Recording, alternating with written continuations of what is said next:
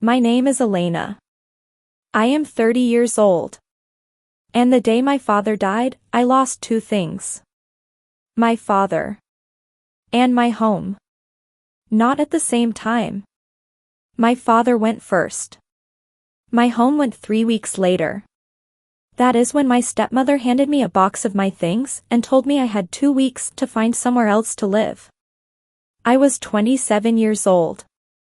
I had just buried my father. And the woman he had chosen, the woman he had loved for 11 years, looked me in the eye and told me I no longer belonged there. That is where this story begins. But to understand how I got there, we need to go back. 12 years back. My mother left when I was 8. Not dramatically. Not cruelly. She just stopped being able to stay. My father never spoke badly about her. He just said, sometimes people need to find a different life. I did not understand that then. I understand it now. For 4 years it was just the two of us. My father and me. He worked long hours. I learned to be independent early. We had a quiet life. Small but steady. He cooked on Sundays. I did homework at the kitchen table. He came to every school event. Every one. He was not a perfect father. But he was a present one. And presence, I have learned, is the thing that matters most. When I was 12, he met Sandra. Sandra was polished. Careful. Always slightly formal. She smiled at me the way people smile at things they are not sure about. I was 12. I noticed. I said nothing.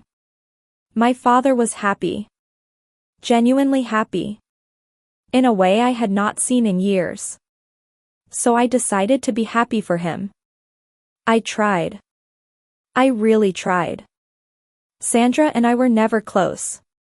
Not hostile. Not cruel. Just distant. Like two people sharing a space who had not chosen each other. She had her routines. I had mine. She had her opinions. I had mine. We moved around each other carefully. For 11 years we moved around each other carefully. My father noticed. He always hoped it would change. It did not change. When I was 22 I moved out. Not because of Sandra. Because it was time. I got a small apartment. A job I liked. A life that was mine. I visited my father every week. Sometimes Sandra was there. Sometimes she wasn't. When she was, we were polite. When she wasn't, my father and I sat in the kitchen and talked for hours. Those were my favorite days. My father got sick when I was 25. It came quickly. Moved faster than anyone expected. 14 months from diagnosis to the end.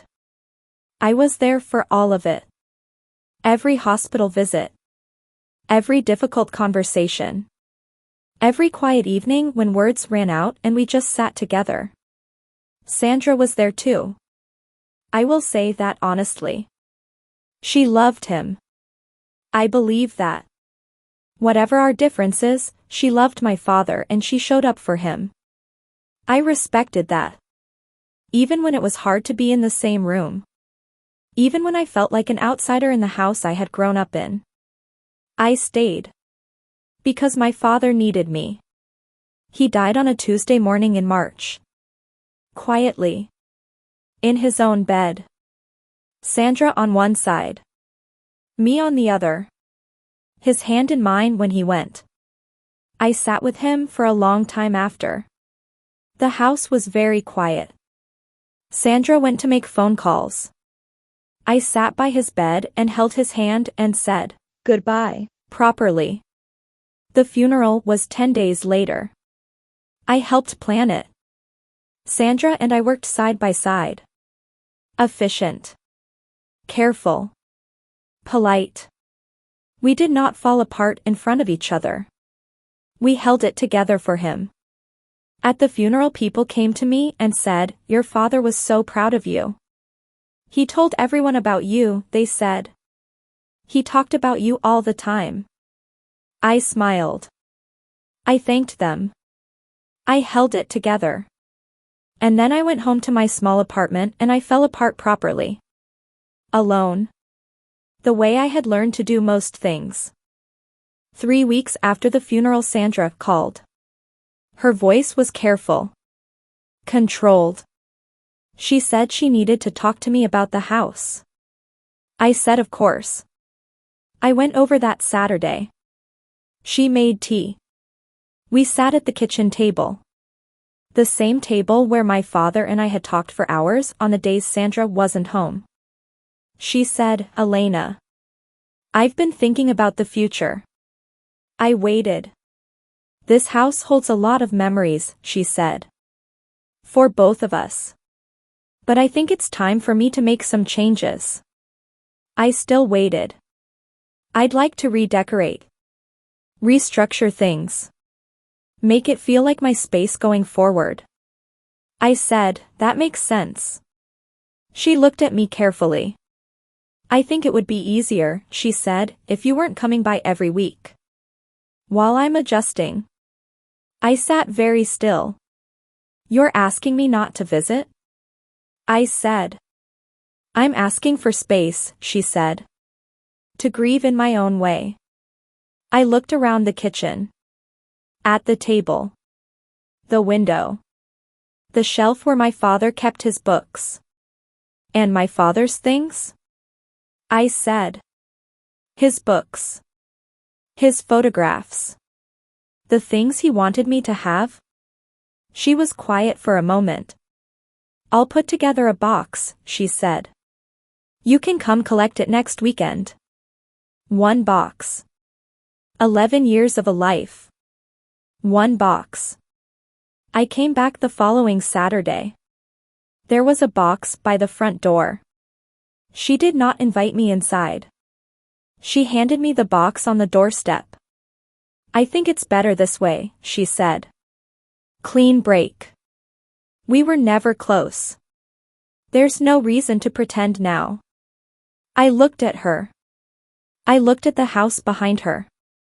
The house I had grown up in. The house where my father had cooked on Sundays. The house where I had done homework at the kitchen table. Where I had sat by his bed and held his hand and said, "Goodbye." "Okay," I said. I took the box. I walked to my car. I drove home. And I sat in my apartment with 1 box of my father's things, and I understood that I had lost everything in the space of 3 weeks. I did not tell many people what had happened. My closest friend Priya. My aunt on my mother's side, who had always kept in touch. They were furious on my behalf. Priya wanted to call Sandra directly. I said no. My aunt wanted to get a lawyer involved, check if there was anything in the will. I said let me think. I thought for a long time. Then I made the same decision I always make when something breaks me. I got quiet. I stopped talking about it. I stopped crying about it. I turned it into fuel. The will had been straightforward. My father had left the house to Sandra. That was his right. He had chosen her. He had left me a small amount of money. Enough to matter but not enough to transform. And he had left me a letter. I read it once the night I received it. Then I put it away. I could not read it again for 3 months. When I finally read it again, it said, "Elena, you have always been steadier than you know. I am sorry I could not protect you from everything. Build something that is yours. Completely yours. I will be proud wherever I am." I folded it carefully. I put it back in the envelope. I put the envelope in the box with his other things. And I went back to work. Because that is what I knew how to do. Show up. Work. Build. Not for anyone else. For him. For the man who came to every school event. For the man who cooked on Sundays. For the man who held my hand at the kitchen table and talked to me like I mattered. I was going to build something that proved he was right. The year after my father died was the hardest of my life. And also, strangely, the most clarifying. When you lose everything at once, you find out very quickly what is real. What matters. What doesn't. Who shows up. Who disappears. Priya showed up. Every week without fail. She did not try to fix anything. She did not offer solutions. She just came over. Brought food sometimes. Sat with me. That was everything. My aunt called every Sunday. She told me stories about my father when he was young. Things I hadn't known. Ways he had been before I existed.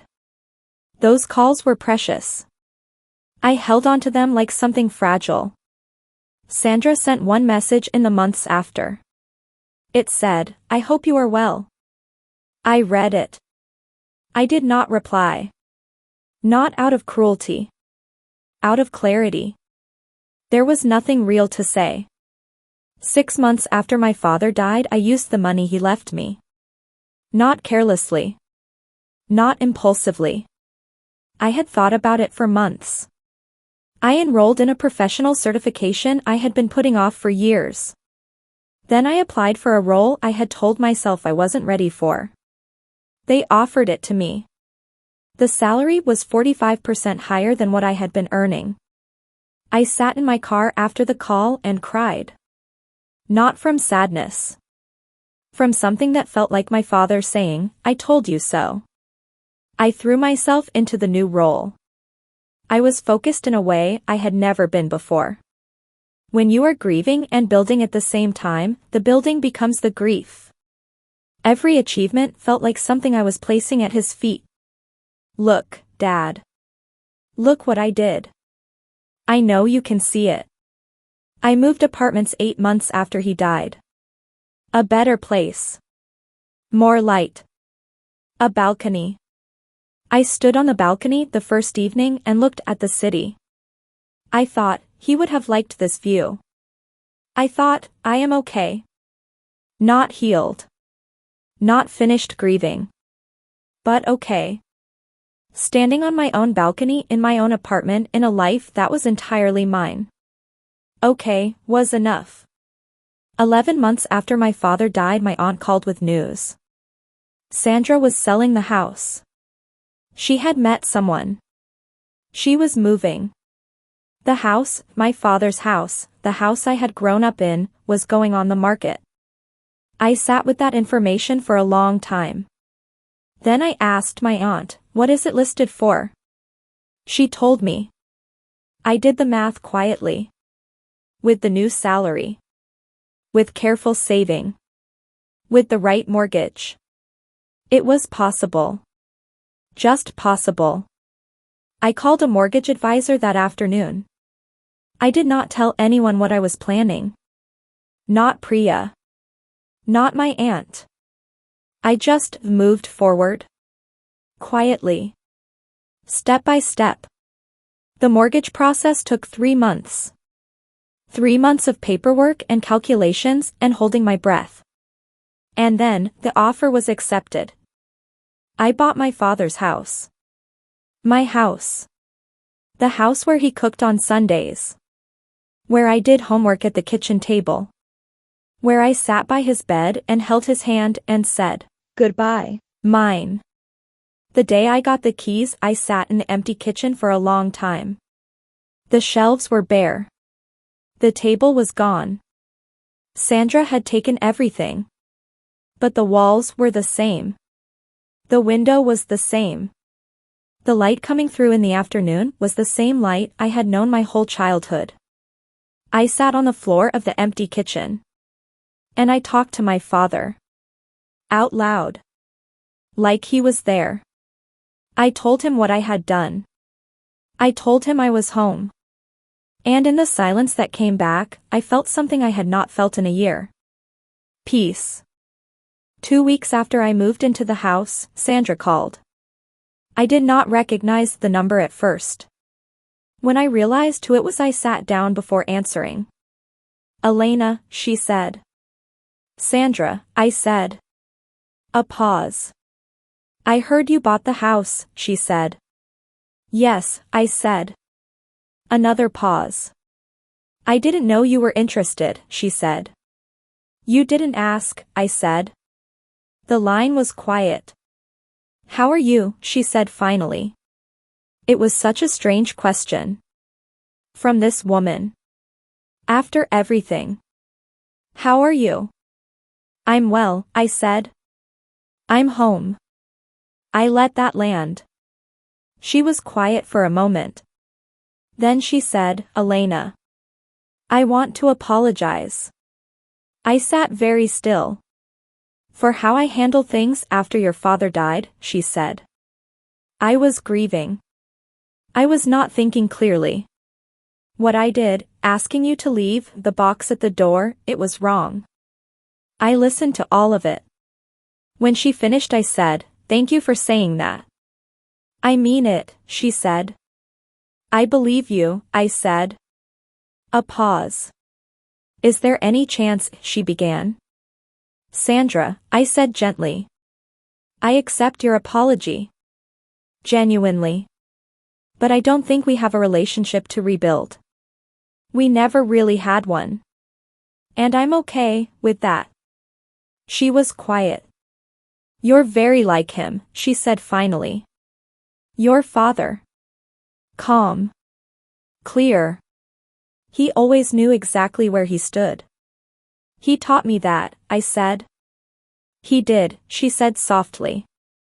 We said goodbye. It was the last time we spoke. And it was enough. I told Priya that evening. She came over. We sat on the floor of the kitchen, still mostly empty, still being furnished slowly. She looked around. You bought your childhood home, she said. I did, I said. After she threw you out of it. After she threw me out of it, I said. Priya shook her head slowly. Then she smiled. Your dad would be losing his mind right now, she said. I laughed. Really laughed. For the first time in a long time. He would, I said. My aunt came to see the house the following weekend. She walked through every room slowly. She stopped in the kitchen. She put her hand on the wall. She said, he loved this room. I know, I said. He always said the kitchen is where the real living happens. He said that to me too, I said. She turned and looked at me. Her eyes were wet. He would be so proud, she said. I did not trust my voice. So I just nodded. And we stood together in the kitchen where my father had cooked on Sundays. In the house that was mine now. Completely and permanently mine. I have been in the house for 6 months now. I have painted 2 rooms. I bought a kitchen table, simple, wooden, like the one that used to be here. I cook on Sundays. Not because I planned to. It just happened naturally. One Sunday I found myself cooking and realized, this is what we did here. This is what this kitchen is for. So I cook on Sundays. And sometimes Priya comes. And my aunt. And the friends who became family in the hard year. And the kitchen is full of people and noise and food. The way kitchens are supposed to be. I found a photograph last month. In a box of my father's things I hadn't opened yet. Him and me. I was maybe 6 or 7. We were in this kitchen. He was teaching me something. I was watching his hands. Both of us were laughing. I don't remember the moment. But it was real. It happened. In this kitchen. I framed it. It sits on the shelf where he used to keep his books. Every morning I walk past it. Every morning I say, "Good morning, Dad." And every morning the house answers back with the particular quiet of a place that knows it is loved. Things are not the same as they were. They will never be. My father is gone. That loss does not heal. It just changes shape over time. Some days it is sharp. A song. A smell. The way the light comes through the kitchen window on Sunday mornings. Some days it is quiet. A steady presence. Like he is just in the next room. I have learned to live with both. The house is mine now. Fully, legally, completely mine. I have repainted the hallway. Replaced the flooring in the bedroom. Put up shelves in the study. I have made it mine while keeping it his. Those two things are not in conflict. You can honor what was and build what is. At the same time. In the same space. I am learning that. My work continues to grow. The role I took after he died has led to another step forward. I was offered a senior position last month. I said yes. I stood in the kitchen after the call and said out loud, "Did you hear that, Dad?" The house was quiet. But it was a warm quiet. The kind that feels like an answer. Sandra is somewhere else now. A different city, I believe. I do not follow her life. I do not think about her often. When I do, I feel, not anger. Not even sadness. Just a kind of understanding. She was a person in grief who made bad choices. She did something that hurt me deeply. And then she apologized. And I let it be done. Because carrying it would mean carrying her. And I have better things to carry. My father's memory. This house. This life. Priya asked me once, "Do you think your father knew about what Sandra would do?" I thought about it carefully. No, I said. I think he trusted her. And I think his trust was genuine even if it turned out to be incomplete. Does that make you angry at him? She asked. I sat with that. No, I said. He did the best he could with what he knew. Same as all of us. Priya nodded. You're very forgiving, she said. I'm very tired of being angry, I said. It's not the same thing. But it gets you to the same place. Last month I had a dinner party. In this kitchen. At the wooden table. Priya. My aunt. 3 friends from work. A neighbor who had known my father. The neighbor, an older man named George, walked in and stopped in the doorway. He looked around the kitchen. He said, "It smells exactly the same." I said, "I cook on Sundays." He smiled. Your father cooked on Sundays, he said. I know, I said. He sat down at the table and shook his head slowly. He would be so happy, he said. Seeing this. Seeing you here. I set a dish on the table. I looked around at the people in the kitchen. At the noise and the warmth and the life in the room. And I thought, yes. He would be happy. And I am happy. At the same time. In the same space. Those two things are not in conflict either. If you have ever lost someone and then lost the place that held them, hear this. Grief is not just losing a person. Sometimes it is losing the place. The room. The Sunday morning light. The table you sat at together. And that loss is real. It deserves to be named. You are allowed to grieve the place as much as the person. And you are allowed to find your way back to it. Not to what it was. To what it can become. A place that holds the memory and makes room for what comes next. Because the people who loved us. They do not want us to stay in the loss. They want us to stay in the living. Build. Cook on Sundays. Fill the kitchen with noise. That is not moving on. That is carrying them forward. And that is the most loving thing you can do.